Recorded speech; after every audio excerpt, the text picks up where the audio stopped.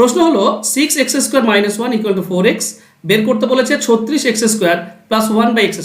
আচ্ছা 36x² মানে 6x তার স্কোয়ার প্লাস 1/x² মানে 1/x তার হোল স্কোয়ার, এইটা বের করতে বলেছে, মানে 6x আনতে হবে আর x আনতে হবে।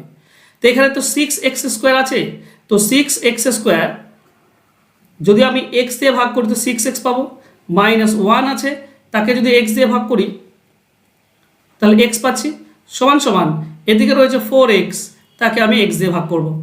তাহলে আমরা পাবো কি, এখানে x কেটে গেলে আমরা পাবো 6x - 1/x = 4। এবার এখান থেকে চেয়েছে কোনটা, এইটা চেয়েছে, মানে বর্গ চেয়েছে। তো বর্গর নিয়ম হচ্ছে এখানে যেটা তুমি পাবে তার স্কোয়ার মাইনাস থেকে প্লাসে মানে প্লাস হয়ে যাবে 2 × ab, মানে এই দুটি গুণ 6x × 1/x, এটা গুণ হয়। তাহলে এখানে আমরা পাবো 16 প্লাস, দেখো x আর x কেটে দিলে এটা 12, তো 16 আর 12 28, এটাই হবে সঠিক উত্তর। অ্যান্সার হবে অপশন এ। আশা করছি বুঝতে পেরেছো। যদি বুঝে থাকো তাহলে একটু লাইক করে দাও, শেয়ার করলে তো আরও ভালো। ধন্যবাদ।